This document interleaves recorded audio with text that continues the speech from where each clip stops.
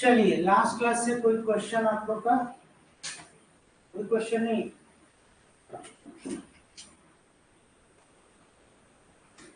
आज स्टार्ट हम लोग करेंगे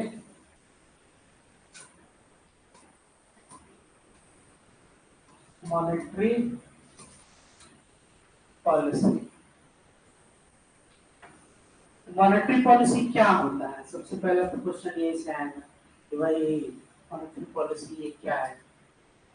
और सबसे इम्पोर्टेंट है कि ये जो आपका मॉनेटरी पॉलिसी है,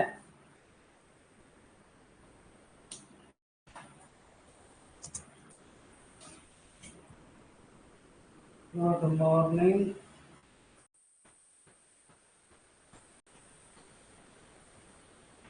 हाँ, तो ये जो आपका मॉनेटरी पॉलिसी है, सबसे पहले इस चीज को ये समझना है कि जो ऑब्जेक्टिव है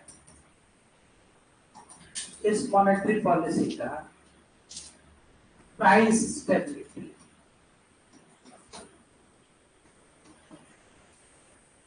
है ना? प्राइस में क्या करना है? स्टेबिलिटी, मतलब कि if there is a fluctuation of prices,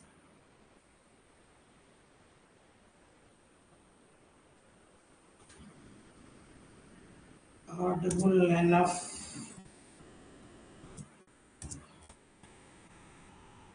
I guess आवाज आ रही है?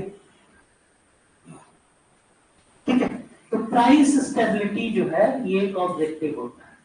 ठीक है, प्राइस स्टेबिलिटी मतलब कि if there is an inflation in your economy, और जो प्राइसेस हैं वो,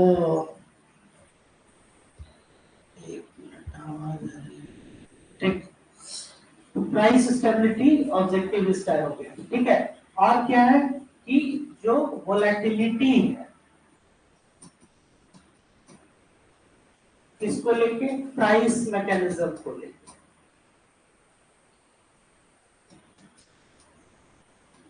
है ना? प्राइस मैकेनिज्म का क्या मतलब हो गया कि with the change, with an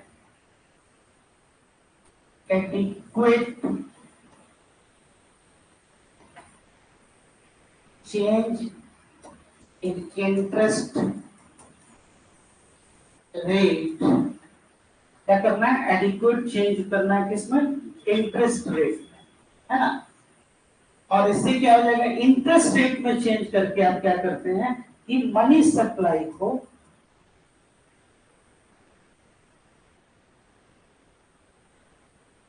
control करते हैं। है ना? तो ये मॉनेटरी पॉलिसी का एक क्या हो गया? ये ऑब्जेक्टिव हो गया। ये मॉनेटरी पॉलिसी ये कौन करता है बताइए? आरबीआई। और दो तरह की आपकी, तो आइए प्लीज, दो तरह की इसमें पॉलिसीज हो जाती हैं। एक को मॉनेटरी पॉलिसी कहते हैं और एक को क्या कहते हैं? Fiscal policy.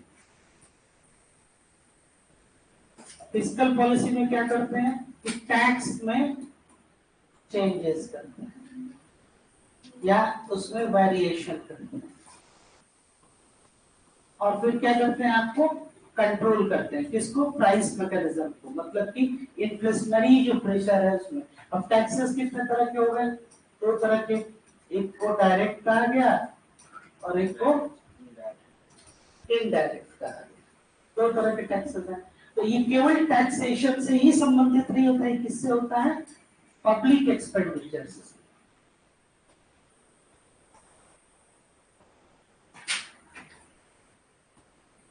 इसमें टैक्सेशन और पब्लिक एक्सपेंडिचर दोनों एस्पेक्ट जो हैं ये ध्यान में रखिएगा कि केवल टैक्स से ही संबंधित नहीं होता है fiscal policy. It also it is related to public expenditure also। और मॉनेटरी पॉलिसी जो हम कह रहे हैं, मॉनेटरी पॉलिसी क्या कह रहे हैं? तो मॉनेटरी पॉलिसी में इंटरेस्ट रेट में चेंजेस करके। ठीक है, तो अब जैसे कि मान लिया जाए या दो तरह की उसमें पॉलिसी हो जाएगी, expansionary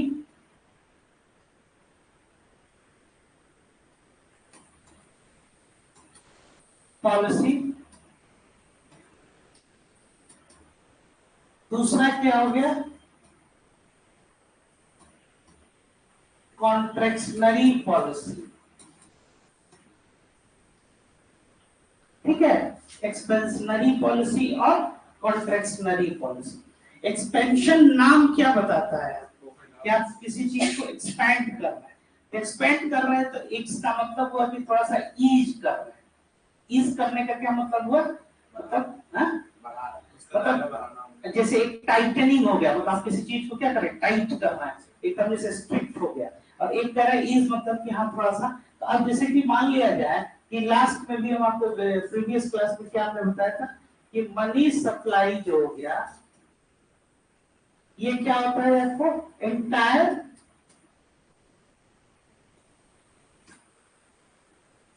money of your economy at a particular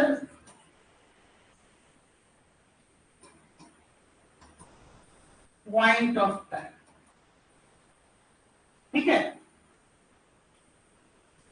money supply क्या हो गया, entire money of your economy eight a particular point of time, किसी पर्टिकुलर पॉइंट ऑफ टाइम पे क्या हो गया, एंटायर मनी जो है आपके इकोनॉमी का, उसी को कह रहे हैं क्या, मनी सप्लाई। अब ये particular point of time and there is an inverse relationship between money supply and interest rate. अब चेंज जो करते हैं इंटरेस्ट रेट में, जैसे कि आपको मिलता है कि मॉनेटरी पॉलिसी क्या है, ऑब्जेक्टिव प्राइस स्टेबिलिटी, वोलेटिलिटी, और इसको adequate change in interest rate. किसमें चेंज करते हैं, इंटरेस्ट रेट में। इंटरेस्ट रेट में चेंज करके आप क्या कर रहे हैं कि वोलेटिलिटी को, प्राइस स्टेबिलिटी को, प्राइस मैकेनिज्म को, उसको क्या करना है, स्टेबल करना है ना। तो आप कैसे स्टेबल करना है, इसी कॉन्सेप्ट का यूज किया जाता है कि मनी सप्लाई क्या होता है, इंटरेस्ट रेट के इनवर्सली प्रोपोर्शनल होता है। तो इसका मतलब ये हो गया कि जो एक्सपेंशनरी जो मनी पॉलिसी जो हम कह रहे हैं, इसमें क्या किया जाएगा, इंटरेस्ट रेट को बताइए, इंटरेस्ट रेट को कम किया जाएगा कि बढ़ाया जाएगा, इंटरेस्ट रेट को, इंटरेस्ट रेट को अगर आप बढ़ा रहे हैं, इंटरेस्ट रेट को अगर ये नंबर अगर आपका मान लीजिए नीचे वाला बढ़ रहा है, तो ये अगर बढ़ेगा तो ये मनी सप्लाई क्या हो जाएगा, कम हो जाएगा। तो मनी सप्लाई को जब आप कम कर रहे हैं तो मनी कहाँ गया, पैसा कहाँ गया, रेगुलेटर्स के पास।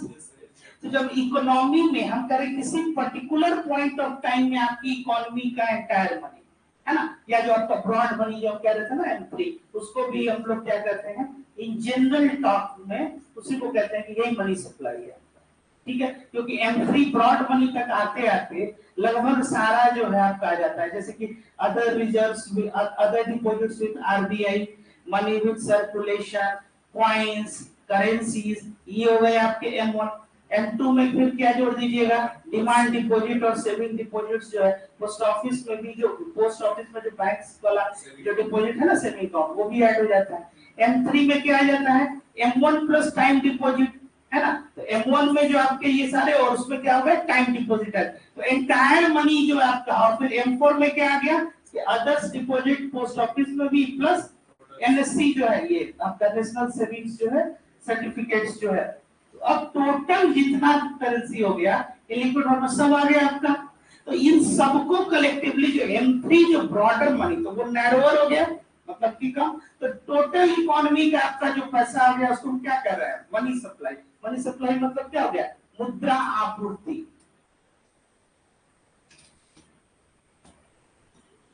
ठीक है। अब आपसे यही से कोई पूछे कि मतलब डिफाइन मॉनेटरी इकोनॉमिक्स, जैसे इकोनॉमिक्स को हम लोग कैसे डिफाइन किए थे कि it is a management of what, demand and supply. ठीक वैसे ही आप यहाँ कह सकते हैं कि मनी सप्लाई का जो मैनेजमेंट है या इससे संबंधित जो भी मॉनेटरी टर्म, उसको मॉनेटरी इकोनॉमिक्स है। ये इकोनॉमिक्स का एक अलग जो है एक विंग होता है। बट एनीवे यहाँ ये, तो अब इस नंबर को क्या कर रहा है, इंटरेस्ट रेट को कम कर रहा है। इंटरेस्ट रेट को कम करेंगे तो ये मनी सप्लाई क्या हो जाएगा आपका, ये बढ़ जाएगा। तो एक्सपेंशनरी पॉलिसी में क्या करना होगा, तो ये थोड़ा सा एक्सपेंशनरी एक्सपैंड कब कीजिएगा, ईज करना है। ईज करना मतलब कि ज्यादा से ज्यादा मनी सप्लाई को सिस्टम में हमको क्या करना है, इन्फ्यूज करना है या इंजेक्ट करना है। तो when there is an infusion of money in your economy, money supply अगर बहुत ज्यादा इन्फ्यूज कर रहा है, तभी तो है कि भाई लोगों के पास क्या आएगा, पैसा। कैसे आएगा पैसा? इंटरेस्ट रेट को वो कम किया। तो अगर इंटरेस्ट रेट को इस एक्सपेंशनरी पॉलिसी में इंटरेस्ट रेट को वो कम कर रहा है, इसका मतलब है कि मनी सप्लाई वो क्या कर रहा है, सिस्टम में ज्यादा बढ़ा रहा है। तो सिस्टम में डायरेक्टली मनी सप्लाई नहीं बढ़ जाएगा। कैसे आएगा?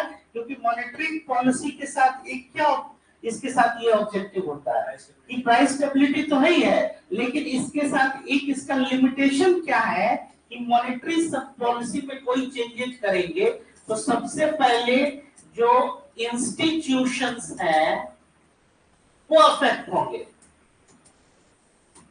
फर्स्ट क्या होते हैं? इंस्टीट्यूशन।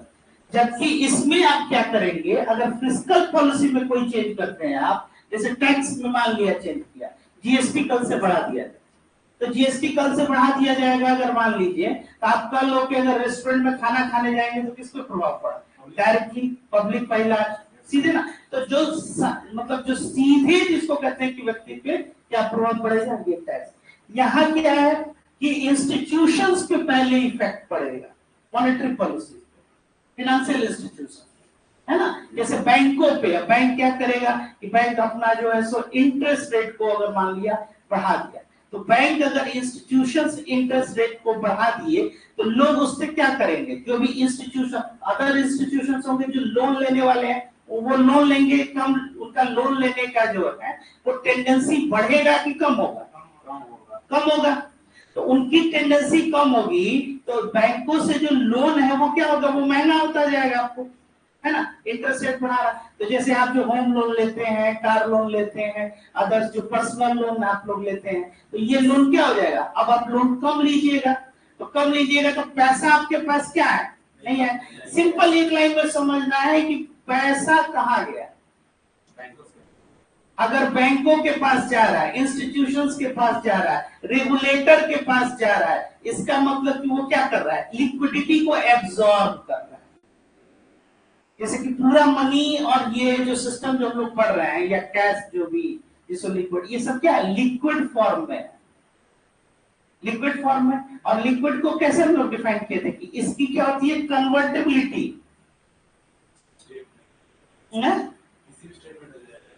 हाँ, कन्वर्टिबिलिटी।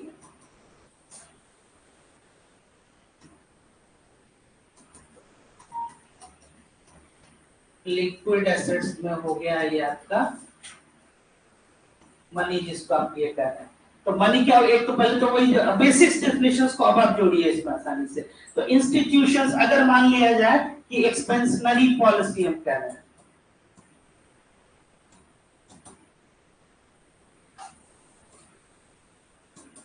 एक्सपेंशनरी पॉलिसी में हम क्या करेंगे? इंटरेस्ट रेट को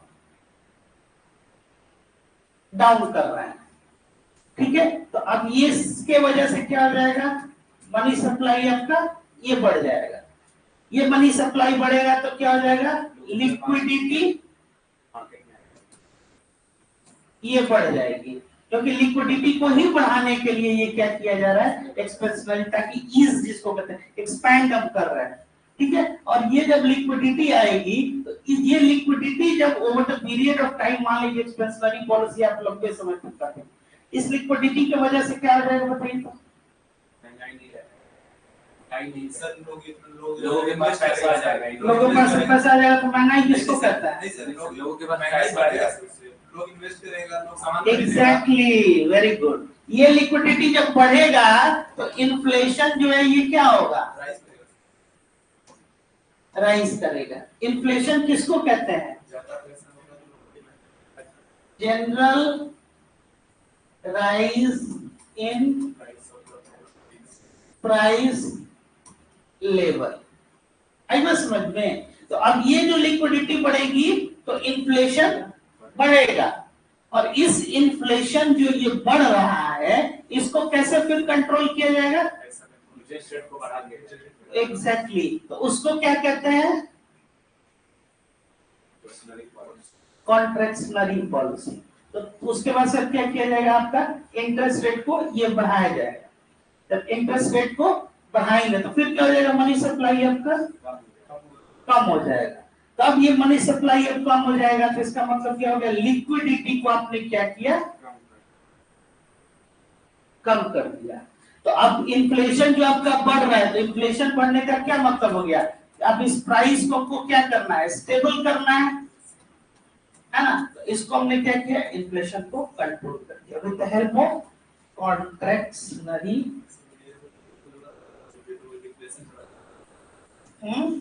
नीचे का एरो दिखाएंगे इन्फ्लेशन में, कौन इन्फ्लेशन में नीचे का एरो दिखाएंगे तो इन्फ्लेशन दिखाएगा। इन्फ्लेशन जैसे अब जैसे कि मान लीजिए कि अब 6% से 10% हो गया, 10% से उसको कम करके हम 8% पे लेते हैं। फिर ये जब लंबी अवधि तक रहेगा तो लोग क्या कहेंगे, इंस्टीट्यूशंस क्या कहेंगे कि आपने कॉन्ट्रैक्ट कर लिया, पैसा नहीं है, लिक्विडिटी क्या हो गया, वो कम है मार्केट में। फिर उसके बाद से गवर्नमेंट क्या करेगी कि फिर इंटरेस्ट रेट को ये कम करेगी। ये क्लियर हो गया। तो बेसिक्स इसमें क्या था, इस चीज को समझिए। ये आपको पता होना चाहिए कि इन दोनों के बीच में एक इनवर्स रिलेशन है। ये बहुत काम का चीज है अगर सिर्फ आप ये समझ रहे हैं, इंटरेस्ट रेट और मनी सप्लाई। और जितने इंटरेस्ट रेट्स हो गए उस इंटरेस्ट रेट में क्या किया जाता है, चेंजेस किया जाता है। और चेंज करके आप क्या करते हैं, तो मॉनेटरी पॉलिसी में क्या करते हैं, with the help of changing interest rate you are going to manage what, your price mechanism, price control, price stability and of course employment generation। जैसे आरबीआई का भी क्या फंक्शन होता है, इन्फ्लेशन को हम कंट्रोल करेंगे। तो उसके बाद से जब कंट्रोल करेंगे तो इनकम आएगा लोगों के पास। इनकम कैसे जनरेट होगा, जैसे आपका पैसा अगर मान लीजिए कि एक हाउस होल्ड सेविंग भी अगर बढ़ रहा है तो इकोनॉमी के लिए कैसे, फर्स्ट इस चैप्टर में आप लोग को बताए थे कि हाउस होल्ड की सेविंग कहाँ जाती है, सर्कुलर फ्लो ऑफ मनी जो था उसमें कहाँ जाती है, हाउस होल्ड की, फर्म के पास।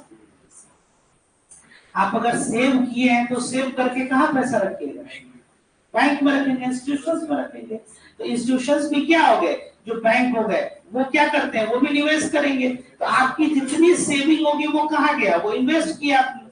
और इन्वेस्ट किया और जब आपकी सेविंग जो है अगर मान लीजिए इनकम पे बढ़ रहा है तो क्या कि ज्यादा से ज्यादा कंज्यूम करेंगे। कंजम्पशन अगर आपका बढ़ रहा है, जैसे कि आप एक चीज आपको बता देते हैं, अभी आप लोग रिसेंटली देखिएगा इलेक्ट्रिसिटी कंजम्पशन बहुत ज्यादा बढ़ रहा है। इलेक्ट्रिसिटी कंजम्पशन अगर आप देखिएगा तो बहुत ज्यादा बढ़ रहा है। तो इलेक्ट्रिसिटी कंजम्पशन क्यों ज्यादा बढ़ रहा है, केवल हीट के कारण नहीं, जैसे कि इंडस्ट्री बढ़ रही है अगर तो हर एक जगह ज्यादा ज्यादा इंफ्रास्ट्रक्चर, ऑफिस। तो इलेक्ट्रिसिटी कंजम्पशन अगर है तो इलेक्ट्रिसिटी को हम लोगों ने सेव कैसे किया, जैसे आप लोग याद होगा पहले वो 100 वाट का बल्ब होता था, अब एलईडी वगैरह। तो इससे ये क्या होगा, एक रिवॉल्यूशन आया। तो एनर्जी को हमने क्या किया, एक सेव किया। ठीक वैसे ही मनी को भी समझिए कि पैसा आप क्या सेव करेंगे तो आपके पास क्या होगा, एक सरप्लस। लगभग इलेक्ट्रिसिटी प्रोडक्शन जो है वो क्या हो रहा है, आप सरप्लस तभी आप क्या कीजिएगा, इलेक्ट्रिसिटी सप्लाई एडिक्वेट कर पाइएगा।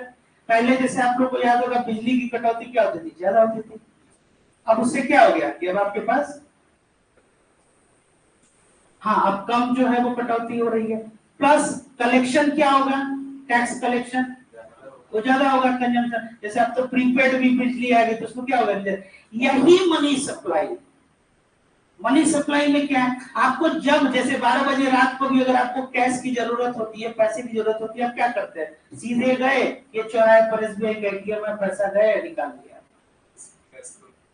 समझ में ना। तो मतलब क्या है कि adequate liquidity in the system. आपके सिस्टम में क्या है, एक एडिक्वेट लिक्विडिटी है। और वो लिक्विडिटी कैसे, तो डिमांड और सप्लाई का आप क्या कर रहे हैं, एक आपके पास एक प्रबंधन होना चाहिए, है ना, कि आपके पास क्या एक मैनेजमेंट जो है उसका, डिमांड और सप्लाई, कितना डिमांड है लिक्विडिटी का। और ज्यादा अगर लिक्विडिटी आप सप्लाई कर दीजिएगा तो क्या हो जाएगा, इंफ्लेशनरी प्रेशर बढ़ जाएगा। क्लियर हो गई ये चीज ना। तो अभी इंटरेस्ट रेट बढ़ा तो इससे इन्फ्लेशन बढ़ा, इस इन्फ्लेशन को कंट्रोल कैसे करेंगे, अगेन इंटरेस्ट रेट को बढ़ा के। तो अब दो तरह की पॉलिसी हुई, expansionary policy, contractionary policy. Clear हो गया। चलिए नेक्स्ट आगे चलते। अच्छा इसमें थोड़ा सा, हालांकि फिस्कल पॉलिसी एक सेपरेट चैप्टर में पढ़ाएंगे लेकिन फिर भी आपको बता देते हैं। टैक्स अगर टैक्स क्यों गवर्नमेंट बढ़ाती है?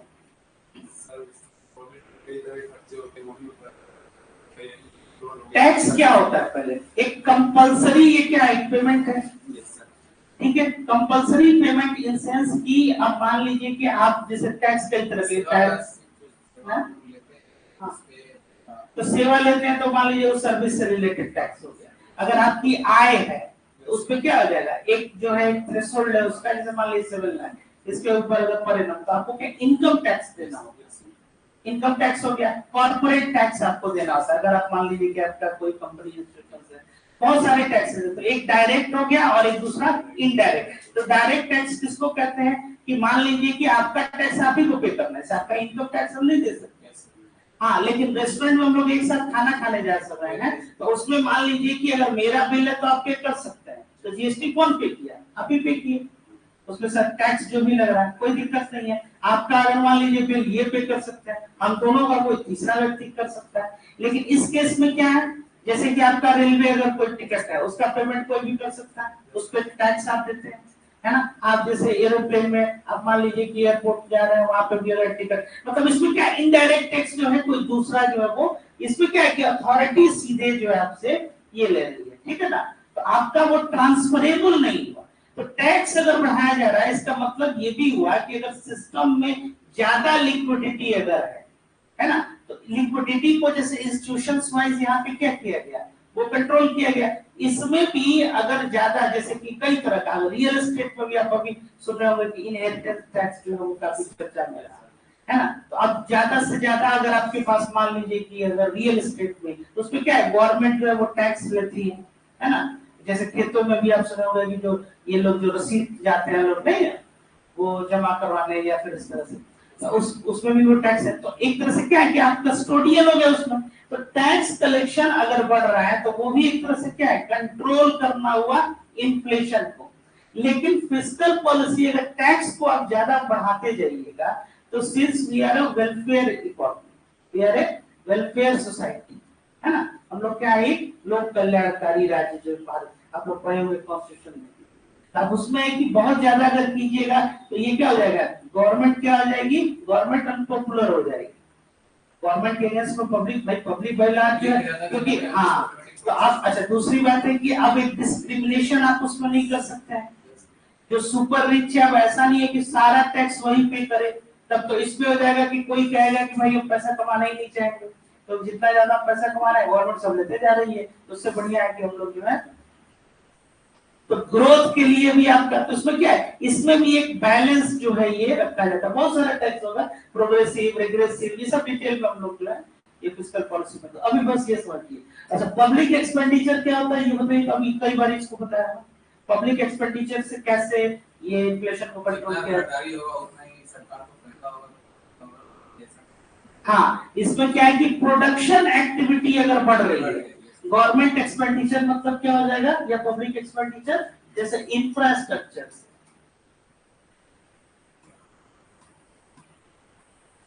स्कूल्स, कॉलेजेस, है ना, यूनिवर्सिटी, हॉस्पिटल, है ना, रोड्स,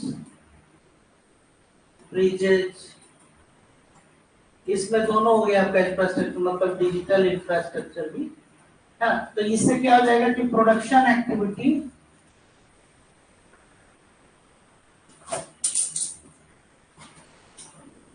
ये बढ़ेगी, तो ये बढ़ेगी तो again it leads to what, creation of employment, employment generation जो है ये बढ़ेगा, और एम्प्लॉयमेंट जनरेशन बढ़ेगा तो क्या होगा, इनकम बढ़ेगा, एंड कॉन्सिक्वेंटली आपका कंजम्पशन जो है वो भी बढ़ेगा, और कंजम्पशन बढ़ेगा तो आपका आउटपुट बढ़ेगा। तो ये फिस्कल पॉलिसी हो गई। फिर इसमें अगर मान लीजिए कि जब लिक्विडिटी को यह करना, तो क्या करेगा गवर्नमेंट, क्या करती है, टैक्स को कम कर दिया, टैक्स को कम कर दिया। जैसे कि या फिर मान लीजिए कि जैसे रेलवे का फेयर है वो कई सालों से अगर हम नहीं बढ़ा है, तो कई वर्षों से अगर रेलवे का चार्ज अगर हम नहीं बढ़ा है, तो ये भी एक तरह का क्या हो गया, एक आपको गवर्नमेंट क्या किया, एक तरह से आपको ईज दिया, मतलब कि एक लिक्विडिटी को फ्लो, इससे भी आपका एक क्या हो जाएगा, एक सेविंग जो है वो बढ़ रहा है। तो अगेन हाउस होल्ड सेविंग बढ़ेगा तो कहां जाएगा, फर्म में जाएगा। तो ये जो माइक्रो इकोनॉमिक जो आइडेंटिटीज हैं, ये ऐसा बना हुआ है जिसको बोलते हैं ये सर्किल या फिर एक सर्कुलर इनका जो है फ्लो। सर्कुलर फ्लो का मतलब है कि कॉज एंड इफेक्ट इसको बोलते हैं, जैसे कॉज इफेक्ट, यही उसका कॉज भी है और वही उसका प्रभाव भी है। ठीक है, जैसे कि अगर मान लीजिए कि कंजम्पशन ये बढ़ेगा तो आपका आउटपुट क्या हो रहा है, बढ़ेगा, ये आउटपुट बढ़ रहा है, और कंजम्पशन बढ़ रहा है। क्यों? क्योंकि आपका क्या हो रहा है, इनकम बढ़ रहा है। और इनकम क्यों बढ़ रहा है? क्योंकि एम्प्लॉयमेंट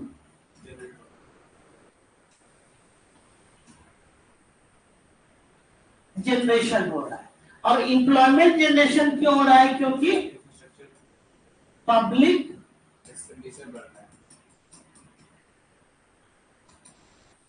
एक्सपेंडिचर जो है आपका ये इंक्रीज किया जा रहा है। पब्लिक एक्सपेंडिचर जो है, पब्लिक एक्सपेंडिचर ये जब इंक्रीज हो रहा है तो अगेन क्या हो जाएगा, आपका प्रोडक्शन एक्टिविटी बढ़ेगा।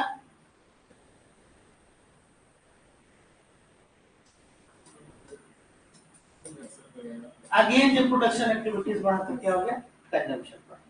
समझ में आ रहा है ये? तो अब यही इसका वजह भी है। तो सर्कुलर फ्लो से क्या हो जाएगा आपका, ये एक तरह से अब इसके पास ये क्या हो जाएगा, कंजम्पशन से आउटपुट बढ़ा, फिर इनकम बढ़ेगा, एम्प्लॉयमेंट जनरेशन होगा, and consequently economic growth and economic development. Clear हो गया? अब ये बढ़ेगा, अगर ये बढ़ रहा है तो इसका मतलब क्या है कि ऐसे ही नहीं बढ़ रहा है, इसके साथ क्या हो जाएगा, इन्फ्लेशनरी प्रेशर ये बढ़ेगा। इस इन्फ्लेशन को कंट्रोल, मतलब प्राइस का क्या हो जाएगा, वो राइज कर रहा है। इसको कंट्रोल करने का दो जो है तरीका हो गया, एक को क्या बोले, मॉनेटरी पॉलिसी, और दूसरे को बोले फिस्कल पॉलिसी। तो मॉनेटरी पॉलिसीज का ऑब्जेक्टिव क्या हो गया, in order to price stability and employment generation. तो कैसे, तो आरबीआई क्या करती है, अब इसमें जैसे कि कल हमने बताया, तो RBI reserve bank of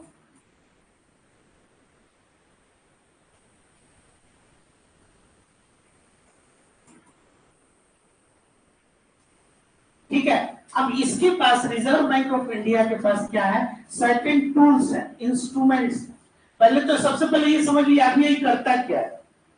RBI क्या है बताइए तो। इंस्टीट्यूशन है जो कि सभी बैंकों के पैसे को मैनेज करता है, तो गवर्नमेंट को बैंक तो पैसे को छापता है सर, पैसा छापता है और सभी बैंक को लोन देता है सर, सभी लोन से बैंकों को लोन देता है, देखिए फ्यूचर को मैनेज करता है। Bankers bank,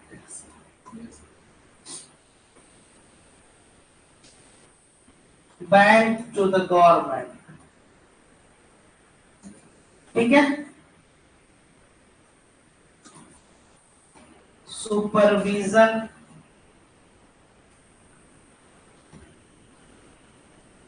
and regulate, supervision and the regulation of banks and financial institutions, ठीक है। financial institution, regulator of money market,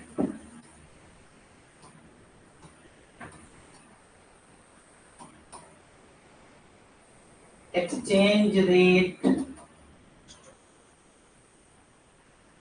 mechanism, ठीक है।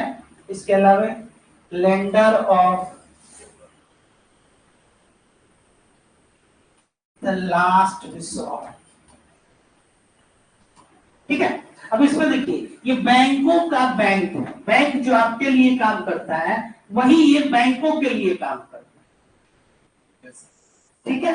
और बैंकर्स टू द गवर्नमेंट, यहां हम कह रहे हैं कि ये जैसे कि आपके लिए ये बैंक है, ऐसे ही ये गवर्नमेंट के लिए क्या है, ये बैंक आरबीआई, ठीक है। इसके अलावा और क्या है, सुपरविजन किया, रेगुलेशन किया बैंकों का और अदर फिनेंशियल इंस्टीट्यूशन जो है उनके, ठीक है। जैसे एनबीएफसी वगैरह हो गई, एनबीएफसी क्या हो गई, जैसे कि नॉन बैंकिंग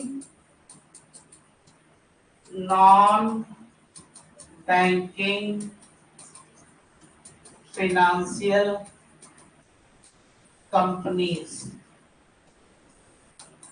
ये वो सारे काम करते हैं जो बैंक करते हैं, लेकिन फिर भी ये क्या है, नॉन बैंकिंग है। जैसे इनको बहुत सारे रिस्ट्रिक्शंस है, जैसे ये चेकबुक इशू नहीं करेंगे, है ना। चेकबुक क्या होता है, एक नेगोशिएबल इंस्ट्रूमेंट एक्ट के अंतर्गत क्या है, वो एक हाँ एक वो क्या है, एक तरह से आपका कॉन्ट्रैक्ट जैसे आप, इसलिए जैसे कई बार माइनर को चेकबुक इशू नहीं किया जाता है ना, जैसे जो 18 साल से जो अगर कम ठीक है तो उसको नहीं करते हैं। Regulator of money market, money market किसको करते हैं, या इसको डेट मार्केट में कहते हैं। और इक्विटी मार्केट का कौन है, या कैपिटल मार्केट का,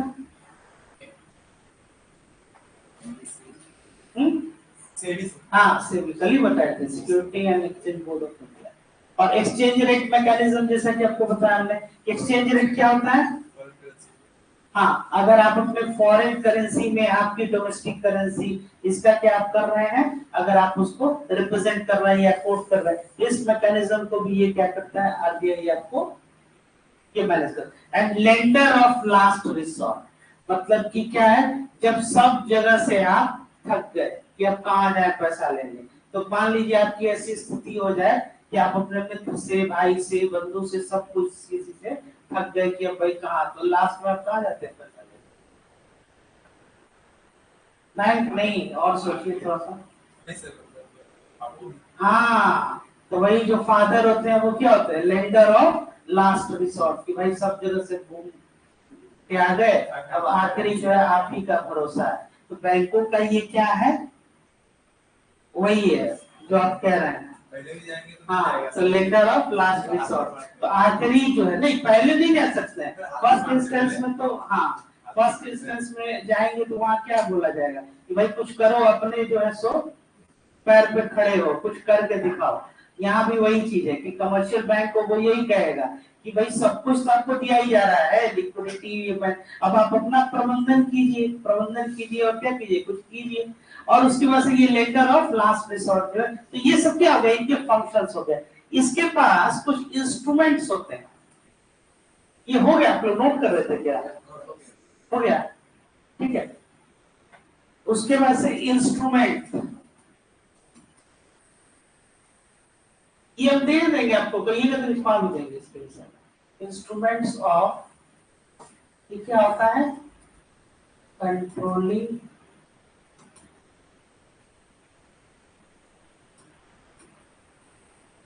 इन्फ्लेशन, है ना। अब किस तरह के इंस्ट्रूमेंट्स होते हैं, अब उसके बाद से जैसे ये आप इंस्ट्रूमेंट्स कहिए या इसको टूल्स कहिए, एक को बोलते हैं क्वालिटेटिव मेजर्स, दूसरे को बोले क्वांटिटेटिव मेजर्स, है ना। क्वांटिटेटिव मेजर्स में क्या क्या आ जाएंगे बताइए, क्वांटिटेटिव मेजर्स में आपका आ गया रिजर्व्स रेशियो, ठीक है। इसके अंतर्गत क्या आ जाएगा, CRR SLR, इसको बोलते हैं कैश रिजर्व रेशियो, ठीक है। इसको बोलते हैं स्टैट्यूटरी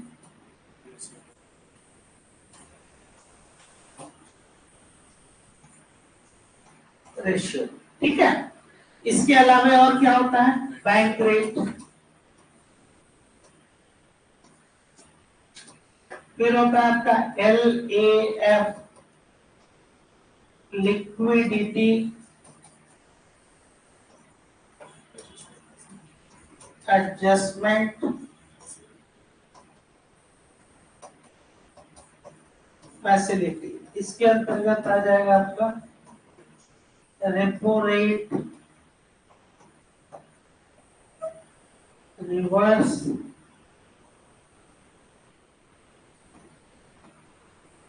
रेपो रेट। समझ में गया? तो क्या हो जाएगा इसका मतलब? पहले ये समझिए कि रिजर्व, ये सब जो कलेक्टिवली क्या है, किस में आ जाएंगे? ये सब आपके इंटरेस्ट रेट्स में आ जाएंगे। ठीक है। अब जैसे कि रिजर्व रेशियो में कैश रिजर्व रेशियो, ये क्या है?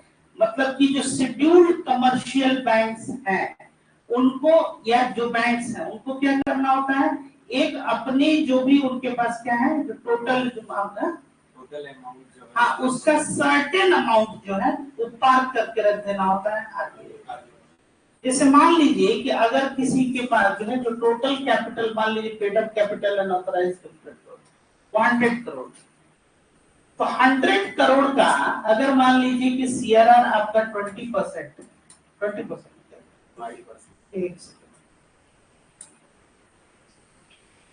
कितना सीआरआर? 5%। तो अब इसमें ये मैक्सिमम कितना यूज कर सकता है बताइए? मैक्सिमम कितना यूज कर सकते हैं? हाँ, ये जैसे कि 5% इसको पार्क कर देना है, तो 5% कितना हो गया इसका? 5%। तो 5 करोड़ जो है इनको पार्क कर देना होता है सीआरआर। और एसएलआर कितना है? 20% फॉर द कैलकुलेशन मान ली। 20% कितना हो गया इसका? 20 करोड़, 20 करोड़। तो ये 25 करोड़ रुपया क्या हो गया, उसको ये रख देना होगा आगे। और रेस्ट जो अमाउंट है इसी को वो क्या कर सकता है, लोन में या फिर अपने बिजनेस को बढ़ाने में क्या कर सकता है।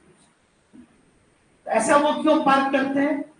बिकॉज बैंक अगर डूब जाए तो ऐसा रहना चाहिए। नहीं, आरबीआई क्या है, वो रेगुलेटर है, तो रेगुलेट कैसे करेगा, सुपरविजन कैसे उसको करना है।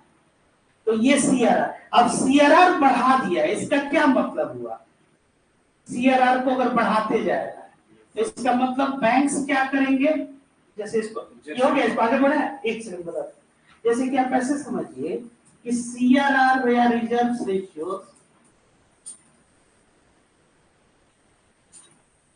रेशियो इंक्रीज किया जा रहा है। What does it mean? If CRR increases, मतलब कि CRR increases means that there is liquidity, क्या होगा? क्रंच होगा। कैसे बढ़ेगा?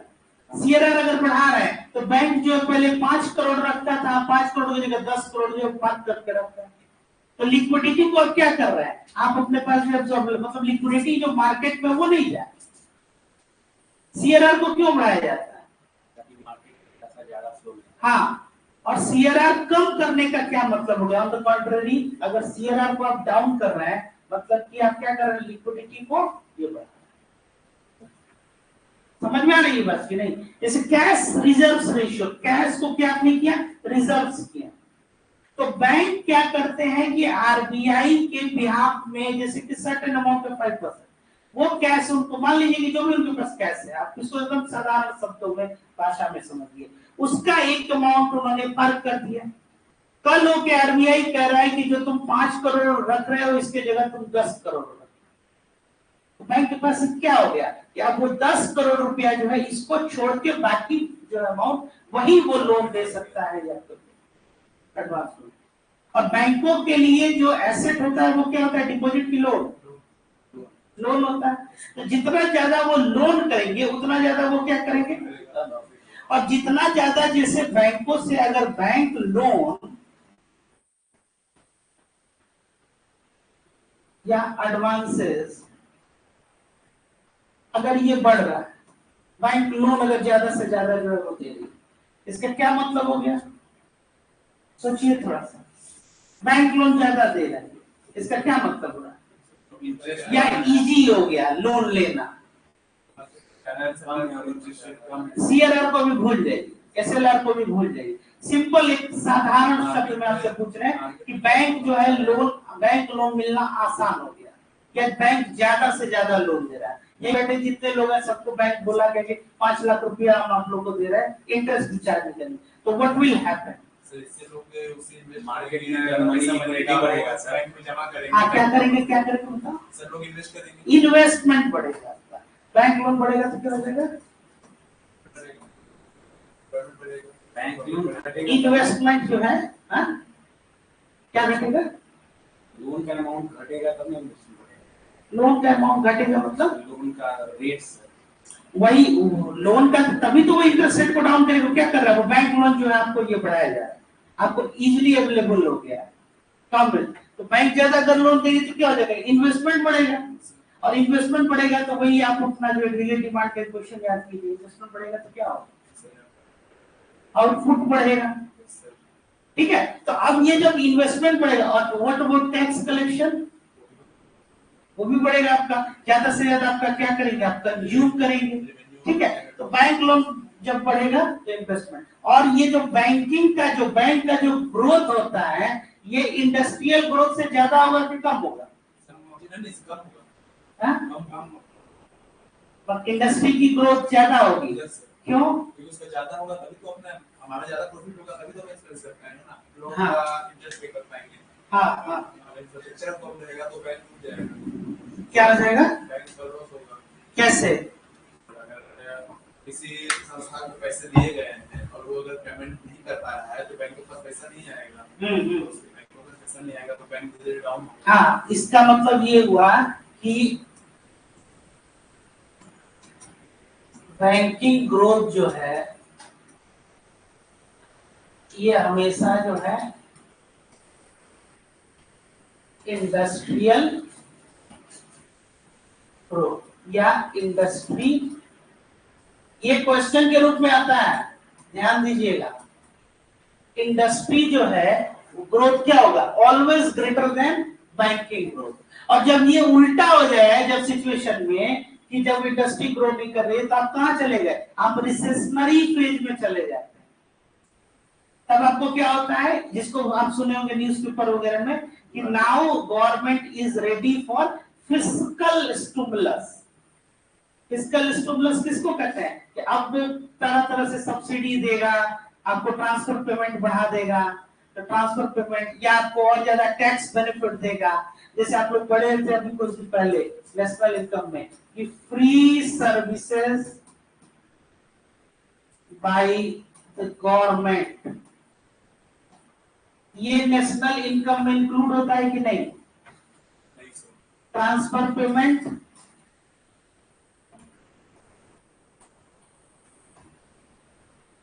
ट्रांसफर पेमेंट है, तो ये या सब्सिडी, देखिए ये सब बहुत इंटरकनेक्टेड चीज है, इसी को समझिए आप लोग। नेशनल इनकम में ये आपका इंक्लूड नहीं होता है सब्सिडी। अब गवर्नमेंट क्या कर रही है, क्योंकि इंडस्ट्री, अगर ये रिवर्स हो जाए सिचुएशन, जैसे कि इंडस्ट्री ऐसा हो जाए,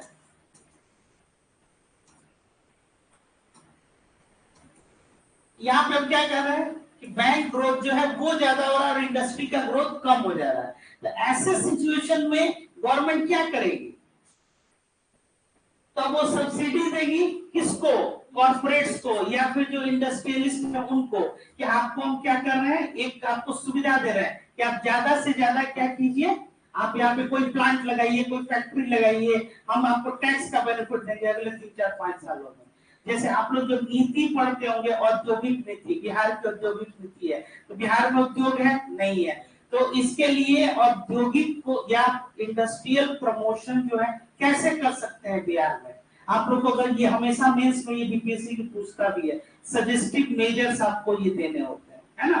तो उसमें आप क्या एक सजेशन दे सकते हैं? सब्सिडी देना होगा, हाँ, कि गवर्नमेंट क्या करे कि ऐसा सपोर्ट करे जिससे कि ये उल्टा हो जाए। उल्टा हो जाए इन सेंस की क्या, कि बैंक ग्रोथ जो है ज्यादा, अब यहाँ ये नहीं कहना कि बैंकों का ग्रोथ कर दीजिए, इंडस्ट्री को कम कर दीजिए, ये इसका नहीं पर्पस है। इसका मतलब ये हुआ कि बैंकों से जो लोन मिल रहा है उसको क्या कीजिए, उनको लोन की सुविधा दे दीजिए, इंटरेस्ट रेट कम कर दीजिए, हो सके तो बिना इंटरेस्ट रेट का आप उनको ये क्या कीजिए, लोन प्रोवाइड करा दीजिए।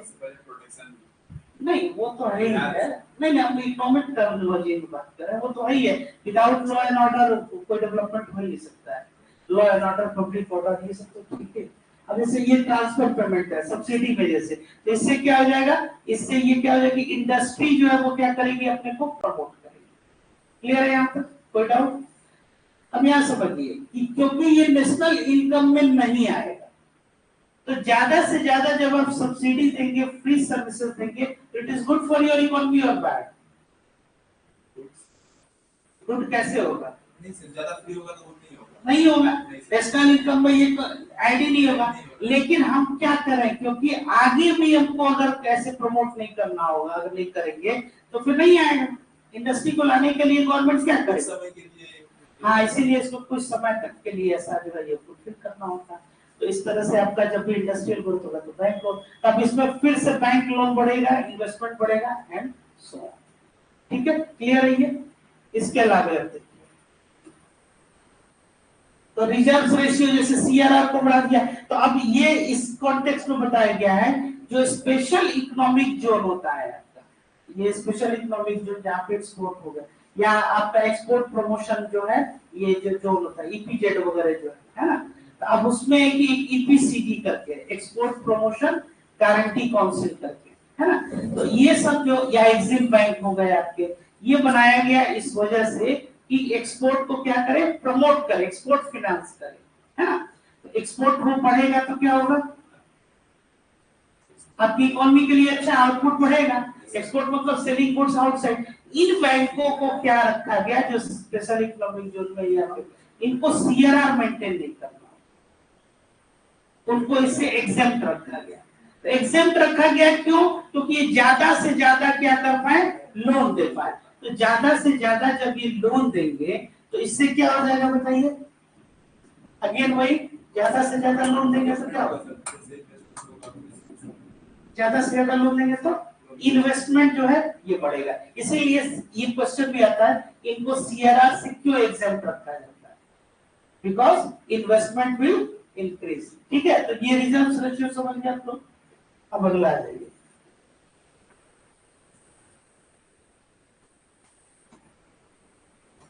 बैंक रेट क्या होता है, ये कोई बताएगा?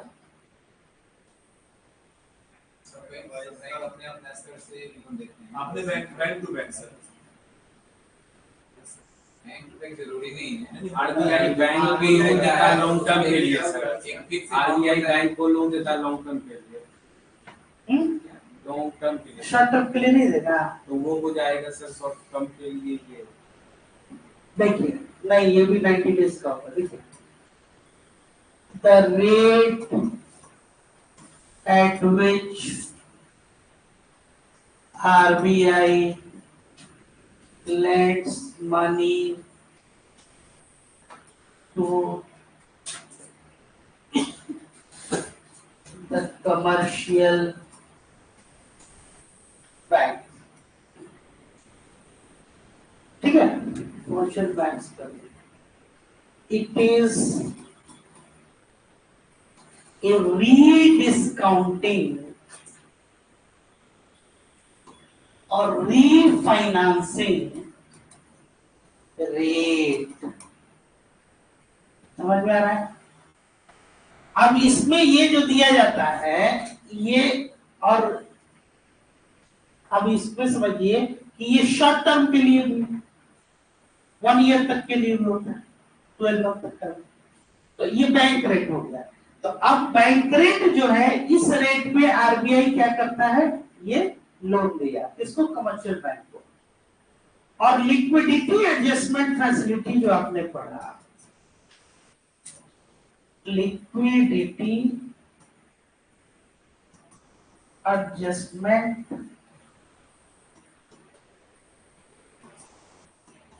फैसिलिटी, इसके अंतर्गत आपका आ गया रेपो रेट और रिवर्स रेपो रेट। समझिए इस चीज को। तो अब है कि LAF जो लिक्विडिटी एडजस्टमेंट फैसिलिटी है, ये क्या है, तो रेपो रेट। अब हमको एक क्वेश्चन का आंसर दीजिए कि बैंक रेट अगर बढ़ रहा है तो इसका क्या इंपैक्ट पड़ेगा लिक्विडिटी पे।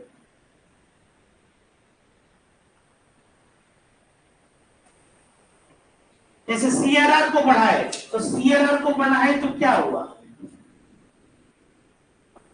जब सीआरआर को बढ़ाना है तो मार्केट में पैसा कम होगा, तो लिक्विडिटी क्या हो गया? लिक्विडिटी का फ्लो कम हुआ। तो कम हुआ तो मान लीजिए कि जब इन्फ्लेशनरी प्रेशर हो, जब इन्फ्लेशन हो आपके यहाँ, तो उसको कंट्रोल करने के लिए क्या करना होता है? रिजर्व रेशियो सीआरआर थोड़ा बढ़ा दो, ठीक है। अब है कि क्वेश्चन कि क्या बैंक रेट का इसका क्या रिलेशन होगा? बैंक रेट का हो समझ में आ रहा है? बैंक रेट अगर बढ़ा दिया जाए तो क्या होगा? पहले तो क्वेश्चन ये है कि बैंक रेट आप बढ़ा रहे हैं तो क्या होगा? तो बैंक रेट होता क्या है? तो the rate at which RBI lends money to the commercial bank. तो अब हम कह रहे हैं कि बैंक रेट ये बढ़ा रहा है, इसका मतलब कि जो आपका लेंडिंग रेट हो गया वो बढ़ा रहे हैं। तो लेंडिंग रेट बढ़ा रहे हैं तो lending money to home, commercial bank. तो कमर्शियल बैंक को जो पैसा मिल रहा है वो क्या में हो जाएगा?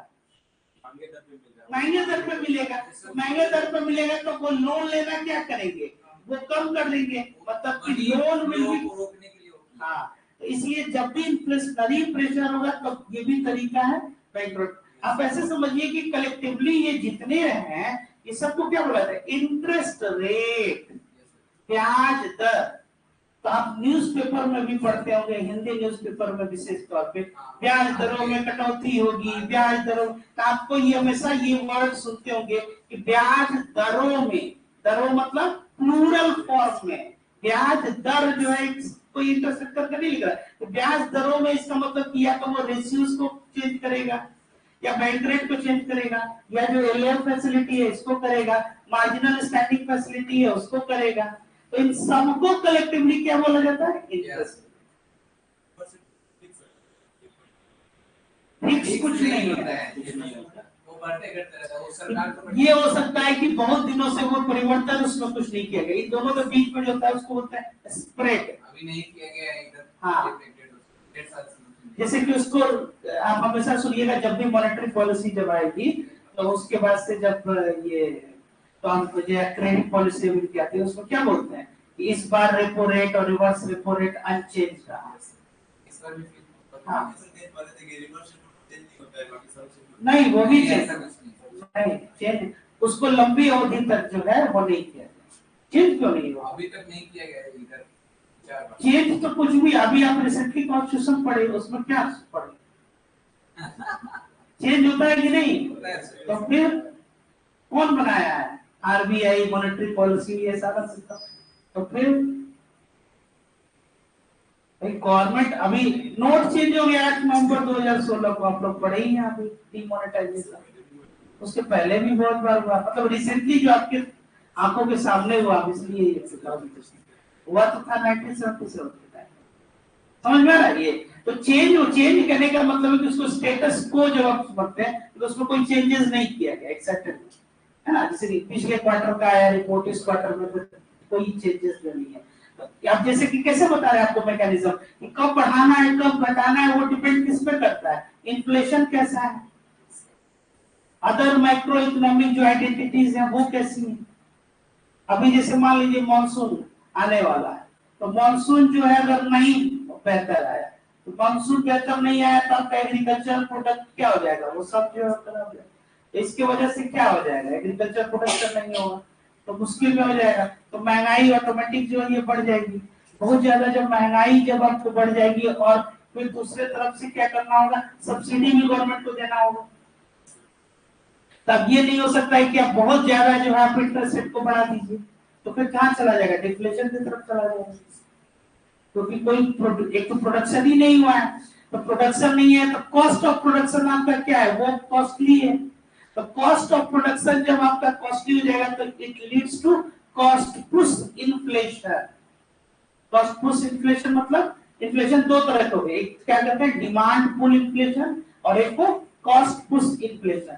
डिमांड पुल इन्फ्लेशन का मतलब हो गया कि अगर वही जो आप लोग पढ़ रहे हैं कि पैसा बढ़ता गया, कंजम्पशन बढ़ता गया, इन्वेस्टमेंट बढ़ता गया, गवर्नमेंट एक्सपेंडिचर बढ़ता गया, तो इससे क्या हो जाएगा? ये एक लीड कैसा करेगा, तो ये कॉस्ट पुल, डिमांड पुल इन्फ्लेशन हो गया।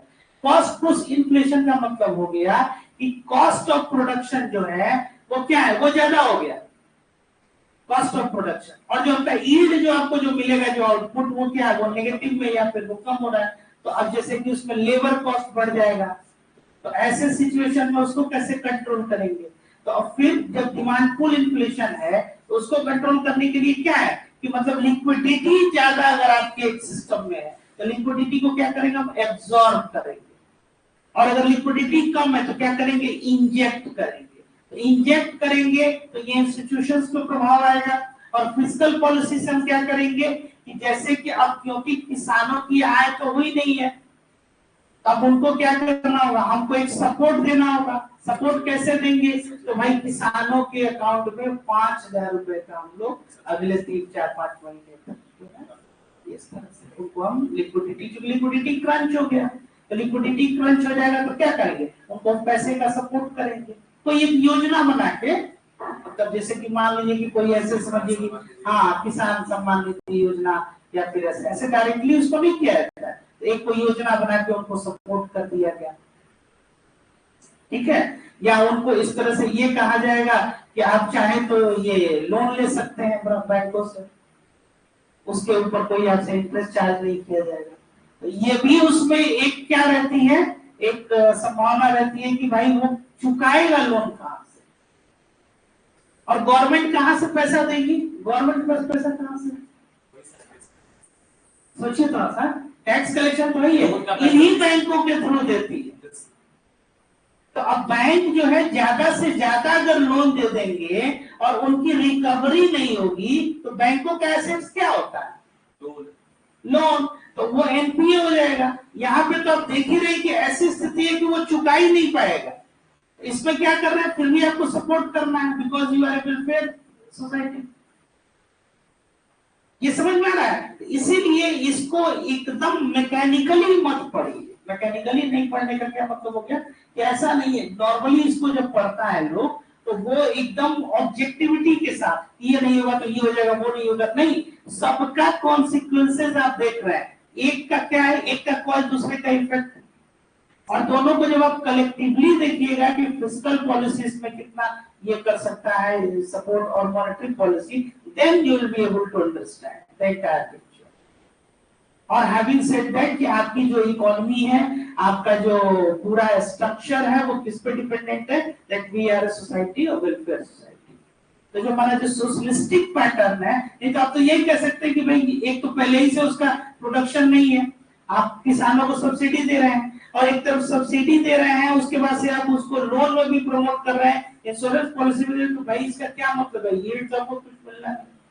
अब अगर आप उसको सीधे अगर आप नंबर्स में बात करें तो सबसे ज्यादा एम्प्लॉयमेंट जनरेशन कौन कर रहा है, एग्रीकल्चर, कितना 60% ले लीजिए, और कंट्रीब्यूशन कितना है जीडीपी में, 80%, कितना 80%, चलिए इसको 20% ले लीजिए, तो 60% पॉपुलेशन आपका कितना कंट्रीब्यूट कर रहा है, 20%। इन 20% के लिए जो आपका 55% या फिर अदर जो सर्विसेज जो सेक्टर जो आपको कंट्रीब्यूट कर रहे हैं जीडीपी में, तो आप उनके हिस्से का ही तो दे रहे हैं ना कहीं से। तो अगर आप इसमें अगर सीधे लिक्विडिटी और आप ये प्रॉफिटेबिलिटी एस्पेक्ट में देखिएगा फिर तो ये नहीं बनेगी योजना, समझ में आ रहा है ये। लेकिन हम ऐसा नहीं कर सकते हैं, ये क्या हो जाएगा, इसको बोलते हैं एकदम मैकेनिकल रिस्क थ्योरी, ऐसा नहीं आप सोच सकते हैं। इसलिए इन पूरा जो किसको देखते हैं होलिस्टिक अप्रोच के साथ कि भाई इसका क्या प्रभाव है, फिर उस तरह से, ठीक है। अब लिक्विडिटी एडजस्टमेंट फैसिलिटी में क्या हो गया, रेपो और रिवर्स रेपो रेट। तो रेपो रिवर्स रेपो रेट ये क्या हो जाता है आपका, इसको बोलते हैं एक रीपर्चेज एग्रीमेंट।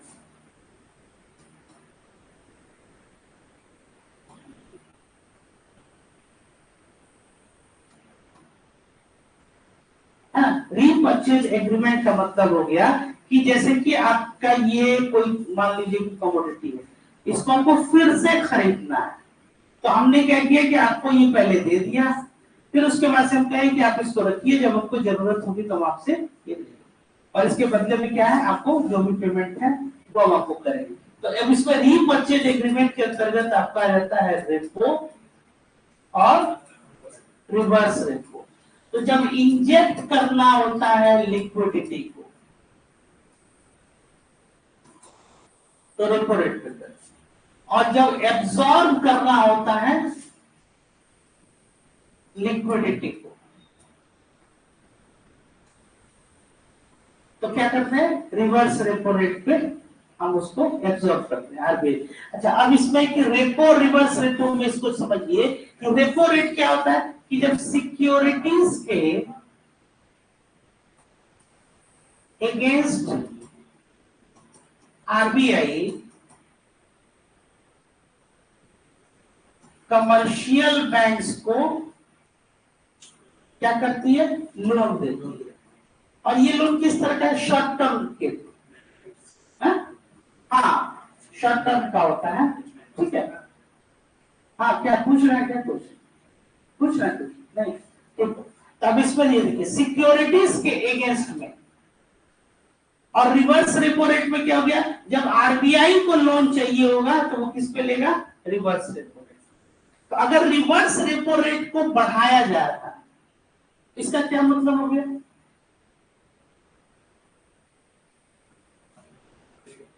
पैसा कहाँ आ रहा है, आरबीआई के पास। तो अभी थोड़ी देर पहले हमने आपको क्या बताया कि जब भी रेगुलेटर के पास, गवर्नमेंट के पास पैसा आ रहा है, मतलब लिक्विडिटी आ रही है, तो लोगों के पास या इकोनॉमी के पास क्या है, पैसा कम हो रहा है। तो मतलब ये हुआ कि इन्फ्लेशन को क्या करने का, एक कंट्रोल करने का एक ये भी जरिया हो गया। तो रिवर्स रेपो जब बढ़ा देगा तो लिक्विडिटी कहां चली जाएगी, वो लिक्विडिटी को क्या किया, एब्सॉर्ब किया, इसको कही रहा है कि एब्सॉर्ब, और सिक्योरिटीज कहां गया, बैंकों के साथ। ये जो होता है सिक्योरिटीज के अगेंस्ट में हो गया।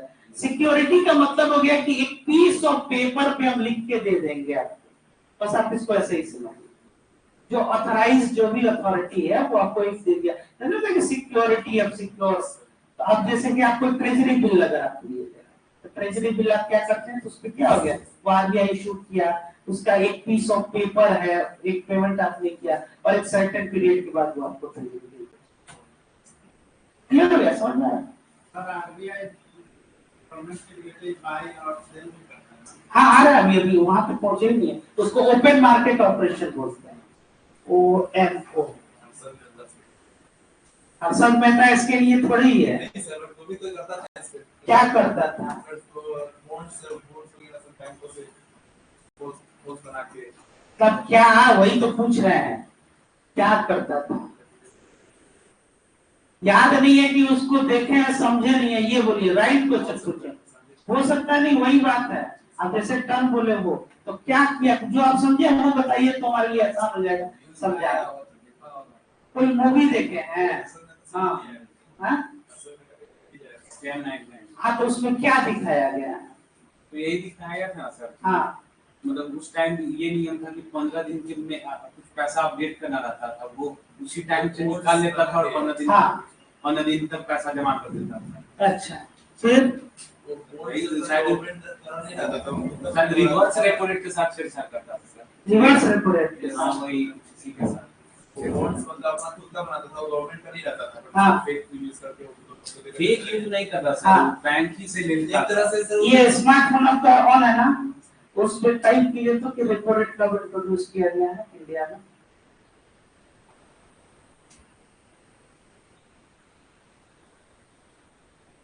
ठीक है, हाँ, और क्या करता था बताइए तो। चलिए आते हैं इस पे, पहले इसको देखिए और मैं बाद में आता है। तो अब ये क्या है कि इंजेक्ट लिक्विडिटी और हैं? कब, दिसंबर दिसंबर 1992, और ये कब की बात है, liquidity adjustment facility. Reverse repo rate से कैसे क्या होता था बताइए तो, सोचिए थोड़ा सा। LAF कब इंट्रोड्यूस किया गया था, LAF ये लिखना है, लिक्विडिटी एडजस्टमेंट फैसिलिटी। इसका आंसर अभी मिलेगा आपको, हाँ लिक्विडिटी एडजस्टमेंट फैसिलिटी LAF 1999। और ये कब की बात है?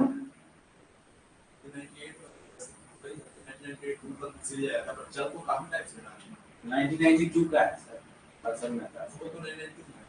चलिए उस पे आते हैं अभी डिटेल में, अभी इसको समझ लीजिए, हम समझा देंगे उसको, उसका टेंशन मत लीजिए। ठीक है, अब ये क्या है कि securities against RBI commercial bank. ठीक है, तो ये क्या हो जाएगा, कमर्शियल बैंक को ये लोन दे रहा है किसके, सिक्योरिटीज के अगेंस्ट। तो लिक्विडिटी को एब्जॉर्ब करना है तो रिवर्स रेपो रेट पे। अब एक क्वेश्चन, एक बहुत जनरल क्वेश्चन पूछा जाता है कि which rate is higher, repo और रिवर्स रेपो? ऑलवेज रेपो, पक्का? हाँ, क्योंकि रिवर्स रेपो रेट पे जब रेगुलेटर को लेना है, जैसे सेंट्रल बैंक को जब लोन लेना है, मतलब रिजर्व बैंक ऑफ इंडिया को, तो वो किस पे लेगा, रिवर्स रेपो पे। और जब कमर्शियल बैंक को लेना है तो वो क्या करेगा, रेपो रेट पे रहेगा। तो जो पता चलता है कि हम लोगों से भी ऐसा हम लोग बैंक में करते हैं, उसको जो इंटरेस्ट मिलता है बहुत कम मिलता है, हम बैंक से लेते हैं तो हमसे ज्यादा। हाँ एग्जैक्टली वही कॉन्सेप्ट है, बिल्कुल बिल्कुल। तो बैंकर्स बैंक है तो वो रेगुलेटर है, तो रेगुलेटर जब भी आप मान लीजिए कि अगर वो उसको लोन चाहिए होगा तो वो क्या करेगा, कम इंटरेस्ट रेट पे लेगा, और कमर्शियल बैंक्स को वो क्या करेगा, वो ज्यादा इंटरेस्ट रेट पे देगा। ठीक है, इसके अलावा एक होता है ओपन मार्केट ऑपरेशन। इसमें क्या करता है कि RBI डायरेक्ट जो है वो सिक्योरिटीज को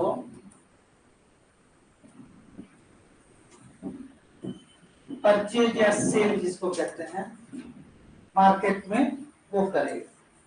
RBI में फॉरेन इन्वेस्टमेंट होता है कि नहीं? फॉरेन की तरह जो होता है नहीं कि अपरचुनिटी कोई कंपनी या कोई इन्वेस्टर नहीं, तो RBI तो एक रेगुलेटर है, तो रेगुलेटर में कैसे निवेश करेंगे आप?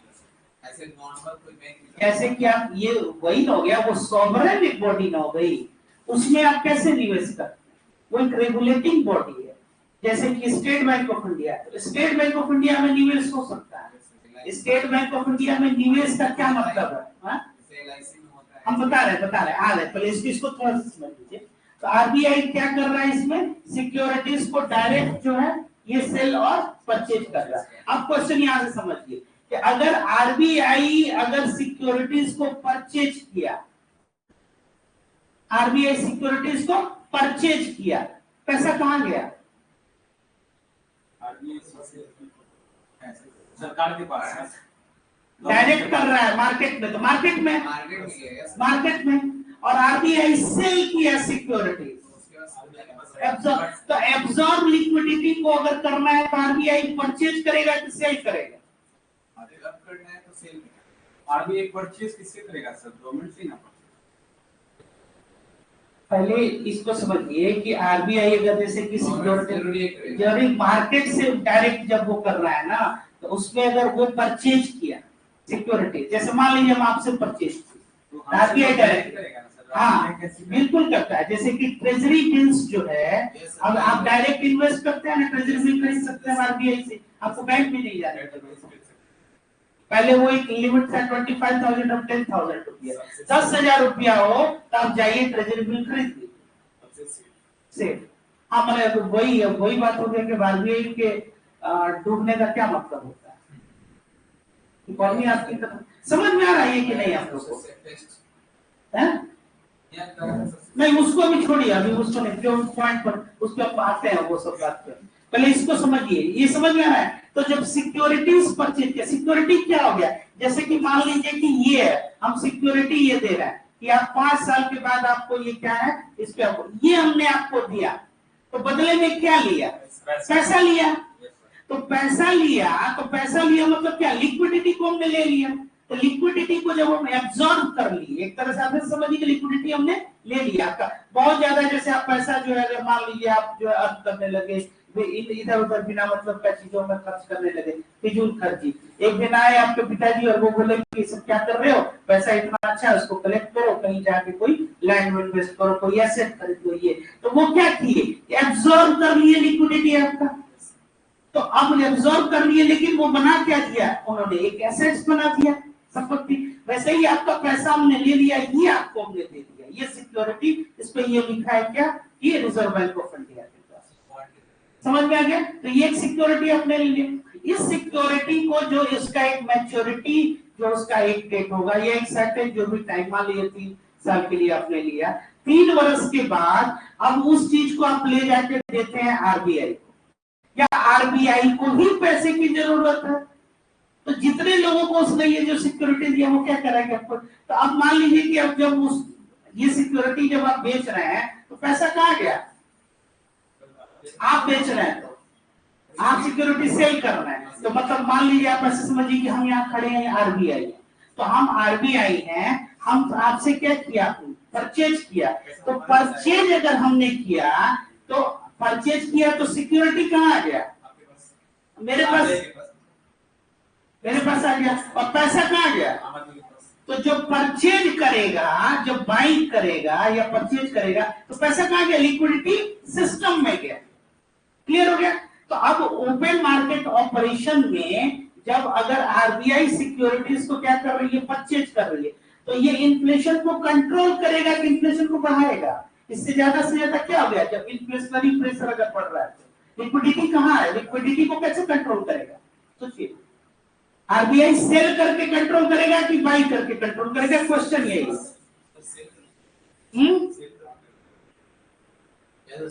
बाय करके बाई करके, दो आदमी बाइक बोल दो आदमी सेल बोल दो।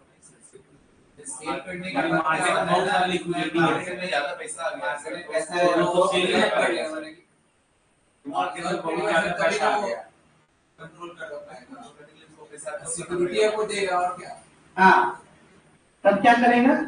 ऑब्जर्व करने से उसको ये अच्छा तो बेचेगा सर, ट्रेजरी बिल बेचेगा। हाँ, वो सिक्योरिटी सेल करेगा, तो सिक्योरिटी सेल करेगा तो पैसा आ गया आरबीआई के पास। गुड। सेल करेगा तो पैसा मार्केट से आरबीआई को मिलेगा, तब इन्फ्लेशन है, लिक्विडिटी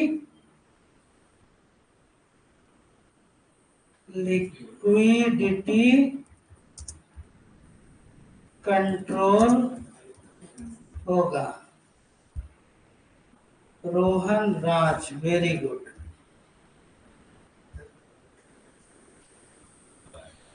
ठीक है, क्लियर हो गया? तो ओपन मार्केट ऑपरेशन समझ गया? ये बहुत फेमस क्वेश्चन है। और सिक्योरिटीज में बहुत कई तरह का चीज है, जैसे डेट सिक्योरिटीज हो गया उसमें, है ना? तो उसमें जैसे कि डेट सिक्योरिटीज होगा, उसके अंदर क्या हो गया? कमर्शियल पेपर हो गया, ट्रेजरी बिल हो गया, जैसे कि ये देखिए टी बिल्स, है ना, कमर्शियल पेपर। अब इसमें क्योंकि ये मनी मार्केट है, डेट मार्केट भी इसको कहते हैं, तो money market is regulated by RBI. In fact ये होता क्या है, ये लोन लेने के लिए, बॉन्ड्स हो गया, ठीक है, ये सब आपके जो है ये सब डेट इंस्ट्रूमेंट में आ गए, है ना? तो अब ट्रेजरी बिल अगर मान लीजिए कि ये रिटेल इन्वेस्टर के लिए, रिटेल इन्वेस्टर जैसे कि पहले आप डायरेक्ट आरबीआई से कुछ नहीं ले सकते थे, आपको अगर ट्रेजरी बिल लेना होता था तो आपको स्टेट बैंक ऑफ इंडिया से लेना होता, या जैसे आपका ये एनएससी जो आप लोग लेते हैं, ये नेशनल सेविंग सर्टिफिकेट हो गया, इस तरह का किसान विकास पत्र हो गया, ये सब क्या, ये सब डेट इंस्ट्रूमेंट है। तो बॉन्ड ये है कि उसका यील्ड, बॉन्ड यील्ड उस दिन क्या होगा? जैसे मान लीजिए कि आज आपने खरीदा 100 रुपए, ठीक है, आज का 100 रुपया, तो इसका 3 साल के बाद उस पर्टिकुलर डे को 3 साल के बाद इसकी क्या वैल्यू रहेगी? तो नॉर्मल मान के ऐसा चलिए कि 6, 7, 8%, 9% जो है ये रिटर्न जो है इसका एक रहता है। तो अगर मान लीजिए 3 साल के बाद कितना हो जाएगा? 10% के हिसाब से बताइए तो 18 रुपया। 18 रुपया। 100 हाँ, 100 का 10 हो जाएगा तो कितना हो जाएगा? 110। और नेक्स्ट ईयर आपका जो प्रिंसिपल अमाउंट क्या हो जाएगा?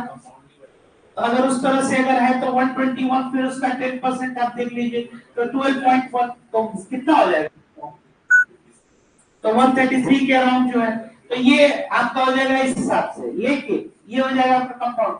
यहाँ है कि इस डे को और उस डे को उसकी वैल्यू क्या है, तो उस डे को उसकी वैल्यू तो नॉर्मली इतना जो है वही 10% के अराउंड इसकी वैल्यू है, मतलब 133 के हाँ, तो ये हो जाएगा कि उसको बोलते हैं बॉन्ड यील्ड। तो उससे क्या मिला आपको, क्या मिला? तो ये कॉर्पोरेट बॉन्ड्स में यही काम जो कॉर्पोरेट्स भी करते हैं। जैसे आप किसी कंपनीज का मान लीजिए, कोई प्राइवेट कंपनीज है, जैसे महिंद्रा हो गया या फिर आपका ये बजाज फाइनेंस हो गया, इसका आप क्या कि कोई कॉर्पोरेट बॉन्ड, ये क्या होगा, ये डेट इंस्ट्रूमेंट्स जो आज का होगा वो आगे प्रॉफिट हो सकता है, लॉस भी हो सकता है, ऐसा है। बता रहे हैं, उस पे आता है प्रॉफिट लॉस। ये क्लियर है नहीं यहाँ तक, ये डेट इंस्ट्रूमेंट। तो अब जब भी इनको कलेक्टिवली क्या बोला गया, सिक्योरिटी।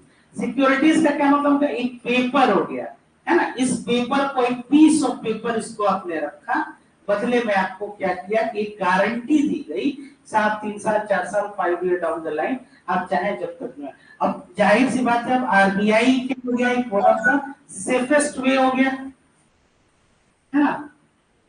उसमें अगर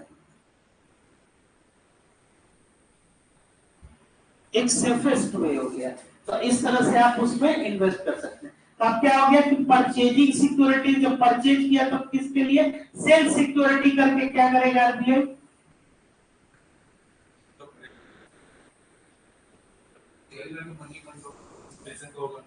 और परचेज करके हाँ, ठीक है ना। मतलब क्या है कि पैसा जहां जाएगा वहां लिक्विडिटी बढ़ेगी और लिक्विडिटी में अब्सॉर्ब होगी। ये हो गया ओपन मार्केट ऑपरेशन। अब ये सिक्योरिटीज के केस में ये रेपो और रिवर्स रेपो रेट, ठीक है। इसके अलावा अब यही कलेक्टिवली आपको ये समझना है कि कब सीआरआर बढ़ाना है, कब आपको बैंक रेट बढ़ाना है, कब, हाँ, तो वो देखना है कि इन्फ्लेशनरी प्रेशर जो है वो किसके वजह से।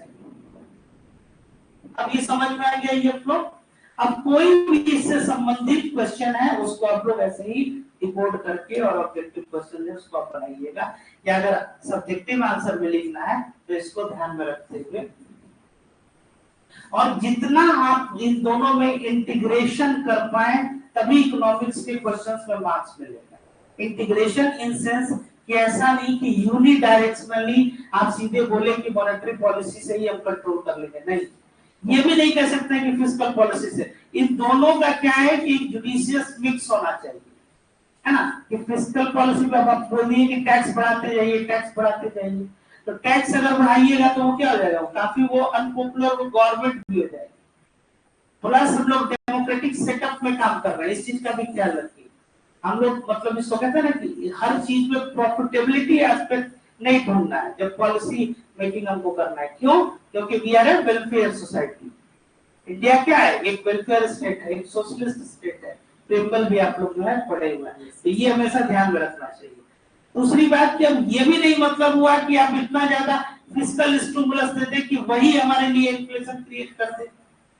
एक केस भी था चाइना में 2005 में, जो फिस्कल स्टिमुलस जो गवर्नमेंट जो सर्विसेज देती है ना, जैसे कि मान लीजिए कि गवर्नमेंट क्या है कि फ्री का खाना खिलाने लगे, फ्री का जो है सो ये जिसको फ्रीबीज कहते हैं, पैसा अगर ये देना, इसी से इन्फ्लेशन क्रिएट हो जाएगा। एक बर्डन आ जाता है। हाँ, एक बर्डन आ जाएगा। कहीं से तो पेमेंट आप कर रहे हैं ना, कोई तो पेमेंट कर रहा होगा ना। अगर एक आदमी को 1 हाँ, दे रहे हैं तो हाँ, इसीलिए मिनिमा, तो आप लोग पढ़े भी होंगे उसमें, किसमें, बीपीएससी में क्या था कि मिनिमाइज इनइक्वालिटीज। ऐसा आपको क्या बनाना है, इकोनॉमिक सिस्टम, उसमें क्या करना है कि इनइक्वालिटीज को मिनिमाइज करना है, डिस्ट्रीब्यूशन को। तो जो हम लोग अभी स्टार्ट में क्या पढ़े थे, प्रोडक्शन, डिस्ट्रीब्यूशन, कंजम्पशन। तो मॉनेटरी पॉलिसी का जो ऑब्जेक्टिव है वो क्या है आपका, स्टेबिलिटी, प्राइस स्टेबिलिटी, मैकेनिज्म जो आपका ये प्राइस मैकेनिज्म, एक्सचेंज रेट को, फिर उसके बाद आपको और जितने कंपोनेंट हो गए आपके एग्रीगेट डिमांड के, कंजम्पशन, इन्वेस्टमेंट, गवर्नमेंट एक्सपेंडिचर, आपका नेट एक्सपोर्ट, इसको भी आपको प्रमोट करना है। एक्सपोर्ट बढ़ाइएगा तो आपका आउटपुट बढ़ेगा and consequently your aggregate demand will increase, है ना। तो अब ये जो चीज है, यही आपको इसको बोलते हैं मॉनेटरी ट्रांसमिशन चैनल, है ना। कि कैसे आप एक के इफेक्ट से दूसरे पे आप ये जा रहे हैं और उसका कैसे कॉन्ट्रीब्यूट। जो अभी जो ट्रेंड बना हुआ है so far as examination is concern, इसी तरह के क्वेश्चंस पे ज्यादा लोग ध्यान दे रहे हैं, रोटेल लर्निंग पे नहीं जाना कि आपके ये रख लिया कि ये होता है वो। ये अगर आप मैकेनिज्म को नहीं समझिएगा तो क्वेश्चन डिकोड ही नहीं होगा। जैसे कि एक सिंपल क्वेश्चन जो अभी लास्ट ईयर आप लोग का आया हुआ था एग्जाम में पेपर देख रहे थे आप लोग का, उसमें ये क्वेश्चन पूछा था, वही केंसियन क्रॉस जो हमने एक बार क्लास में बताया था कि जब रिसेशनरी फेज हो, रिसेशनरी फेज हो तो एक्सपेंडिचर, पब्लिक एक्सपेंडिचर बढ़ाना चाहिए। ये सही स्टेटमेंट है कि गलत है? जब भी इकोनॉमी रिसेशन में जा रही है तो पब्लिक एक्सपेंडिचर, गवर्नमेंट एक्सपेंडिचर बढ़ाएंगे कि नहीं? इससे क्या है? एक्सपेंडिचर अगर बढ़ा रहे हैं, खर्च ज्यादा कर रहे हैं, रिसेशन जब सरकारी कुछ जा रही है ना, तो उससे क्या होगा, एक्सपेंडिचर ज्यादा बढ़ेगा, बढ़ाना चाहिए। नहीं तो बढ़ाना चाहिए। एक्सपेंडिचर बढ़ेगा तो सब अपना एक्सपेंडिचर बढ़ाना चाहिए। खर्च करेगा। वो क्या होता है ना कि रिसेशन में पब्लिक एक्सपेंडिचर, गवर्नमेंट एक्सपेंडिचर बढ़ाना चाहिए, यही जॉन मेनार्ड केन्स ने भी बोला था, और यही है। एक्सपेंडिचर का क्या मतलब हो गया? आप देखिए, अब आउटपुट इक्वेशन देखिए यहाँ पे, ये क्या था? ठीक है ना? अब कंजम्पशन हो ही नहीं रहा है, रिसेशन है तो क्या जॉब चला गया? कंजम्पशन हो ही नहीं रहा है, ये इन्वेस्टमेंट सवाल ही नहीं है, एक्सपोर्ट इंपोर्ट भूल ही जाइए। तो अब इसमें आप कैसे गवर्नमेंट एक्सपेंडिचर ही तो बढ़ाइएगा? ये गवर्नमेंट किसके हाथ में है? जो रेगुलेटर है उसके हाथ में है। तो वो पब्लिक एक्सपेंडिचर अगर नहीं बढ़ाएगा तो प्रोडक्शन एक्टिविटी कैसी होगी? नहीं होगी। तो प्रोडक्शन एक्टिविटी, अगर पब्लिक एक्सपेंडिचर प्रोडक्शन एक्टिविटी को बढ़ा रहा है, then it is good for your economy. अब रिसेशन है, अब उसमें वो क्या करे? तो एक तो ये तरीका है, दूसरा तरीका मॉनेटरी पॉलिसी से क्या है कि लोगों को एक एक्सपेंशनरी पॉलिसी होगी या कॉन्ट्रैक्शनरी पॉलिसी होगी। दूसरा ऑप्शन ये था, बताइए।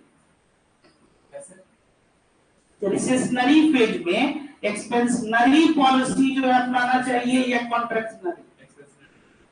एक्सपेंशनरी का क्या मतलब हुआ? आप लोग बताइए, सोचिए थोड़ा सा, बोलो बोलो, आप बताओ। एक्सपेंशनरी का क्या मतलब है? स्टार्ट में ही बताया, टाइट करना सर, मनी फैलाना। ये एक्सपेंशनरी, एक्सपेंड करना है। तो रिसेशन का क्या मतलब? आप समझिए कि आप डाउन टर्न में आपकी इकोनॉमी है, तो एक्सपेंशनरी पॉलिसी में मतलब आपको क्या करना है? इंटरेस्ट रेट को कम किया, मतलब लिक्विडिटी को बढ़ा रहा है मार्केट में, लोगों को क्या दिया जा रहा है? एक सपोर्ट दे रहे हैं, और इधर से आपको क्या करना है? पब्लिक एक्सपेंडिचर को बढ़ाना। तो ये दोनों जो है सजेस्टिव मेजर्स हो, एक मॉनेटरी पॉलिसी से और एक फिस्कल पॉलिसी से। तो fiscal policy talks about what? Fiscal policy talks about taxation and public expenditure. Monetary policy, तो ये मॉनेटरी पॉलिसी क्या बोल रहा है? कॉन्ट्रैक्शनरी और एक्सपेंशनरी दो तरह का। इसमें इंटरेस्ट रेट में चेंज करके आप जो है ये प्राइस, तो दोनों को मिला के आप कैसे सपोर्ट कर सकते हैं रिसेशन में? तो पब्लिक एक्सपेंडिचर एक तरफ, गवर्नमेंट एक्सपेंडिचर बढ़ा दीजिए, और एक तरफ एक्सपेंशनरी पॉलिसी को बढ़ा दीजिए। अब किस रैंक से और किस डिग्री से ये बढ़ाना है, ये होता है प्रबंधन। ये तो हम लोग काफी जो जनरलाइज वे में हमने पढ़ा, ये बढ़ा दो तो ये कम हो जाएगा, वो कर दो। अब कितना से बढ़ाना है और कितना से ज्यादा जो है, हाँ उसके लिए नहीं, वो डेटा एनालिसिस का चीज हो जाएगा ना। क्योंकि बुखार है, वो ज्यादा एंटीबायोटिक देंगे तो क्या हो जाएगा? कमजोर हो जाएगा। एंटीबायोटिक के साथ क्या विटामिन लिखते हैं डॉक्टर? चेक करना है बुखार कितना है। हाँ, तो बस वही चीज यहाँ भी होता है कि कितना परसेंट से, नहीं तो बहुत ज्यादा आप फिर एंटीबायोटिक खा लोगे तो उसके वजह से दूसरी बीमारी हो जाएगी। इसीलिए अगर गवर्नमेंट बहुत ज्यादा एक्सपेंशनरी पॉलिसी अगर कर दिया रिसेशनरी फेज में, तो क्या दिक्कत हो जाएगा आपका? Again it will create an inflation, और प्रोडक्शन आपका क्या हो जाएगा? ये क्लियर हो गया ना? ये सब बहुत क्वेश्चन, इससे क्वेश्चन रहना ही रहना है, मतलब इसको कोई नहीं ये डिस्कार्ड कर सकता है, ये ध्यान रहे। और क्रेडिट पॉलिसी, मॉनेटरी पॉलिसी, ये आपका जो है ये काफी इंपॉर्टेंट। और कोई क्वेश्चन हो तो बोलिए, क्या जो नहीं समझ में आया एक बार देख लीजिए।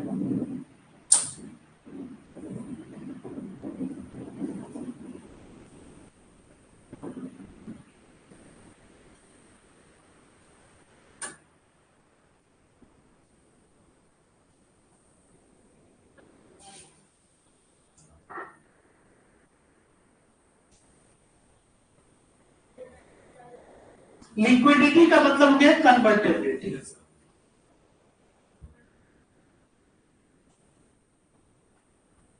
एसएलआर में ये पूछ रहे हैं क्वेश्चन एक रोहन राज की, एसएलआर स्टैट्यूटरी लिक्विडिटी रेशियो, जैसे कि ये नाम ही बता रहा है कि स्टैट्यूटरी वे में, ये स्टैट्यूटरी मतलब कि इसको एक लॉ बना के लेजिस्लेट करके ये किया गया।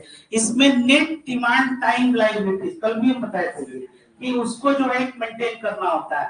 जैसे कि जो कमर्शियल बैंक है उनको गवर्नमेंट सिक्योरिटीज में इन्वेस्ट करना ही करना है। एसएलआर भी एक तरह का रिजर्व रेशियोस हो गया। जैसे कि सीआरआर जो है, तो सीआरआर में क्या है, सीआरआर बढ़ाएंगे तो वो एब्जॉर्ब होगा। तो गवर्नमेंट सिक्योरिटीज में बैंकों को क्या होता है, निवेश करना होता है, या फिर अदर जो है रिजर्व जैसे कि गोल्ड वगैरह में, तो ये यही सिक्योरिटीज, यही एसएलआर। और कोई question, any further question?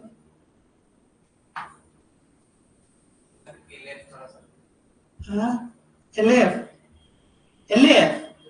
Liquidity adjustment facility, जैसा कि नाम वो बता रहा है।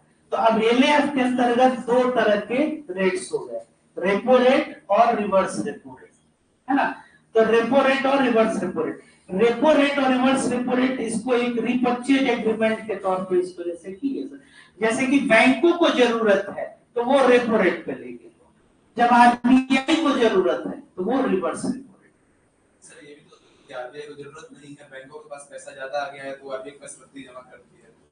नहीं ऐसा नहीं जरूरत है। ऐसा कौन है भाई, आरबीआई देखते रहते हैं। दुनिया में कौन ऐसा व्यक्ति है इसके पास पैसा ज्यादा होता है? हाँ, पैसा ज्यादा हो जाएगा तो थोड़ी हो जाएगा, ये वजह नहीं है। पैसा क्योंकि इकोनॉमी को भी तो चलाना है ना।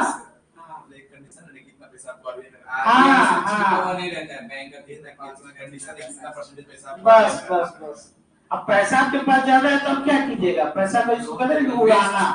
उड़ाना मतलब क्या, कंजम्पशन बढ़ना। तो कंजम्पशन अगर बहुत ज्यादा बढ़ेगा तो प्रोडक्शन, तो कंजम्पशन तो इन्फ्लेशनरी प्रेशर आएगा। तो अब वहीं पे आरबीआई अब समझिए कि वो ये कह रहा है कि भाई ये पैसा बहुत उड़ा रहे हैं लोग, इन लोग का थोड़ा सा पैसा, तो वो कहेंगे इंटरेस्ट रेट को बढ़ाओ,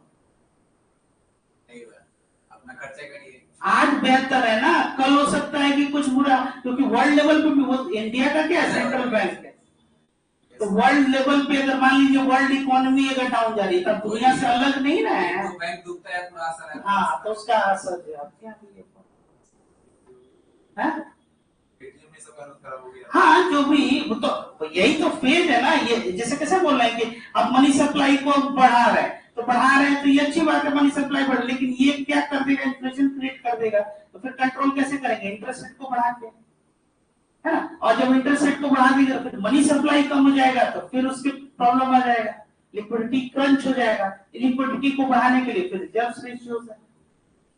तो ऐसा ये नहीं है कि x is equal to Y, और इसको क्या करना, इसको मैनेज करना होता है। That is the reason why it is called a money management या मॉनेटरी पॉलिसी। ये क्या है, प्रबंधन है, डिमांड और सप्लाई का प्रबंधन है। मनी का क्या है, एक प्रबंधन, उसको मैनेज करना, कभी बढ़ेगा कभी गिरेगा कभी बढ़ेगा, ताकि उसको एक बहुत ज्यादा वोलेटिलिटी दे। ठीक है, चलिए तब यहीं पे कंक्लूड करते हैं लोग, नेक्स्ट सेशन में इसमें आगे जो है। Thank you.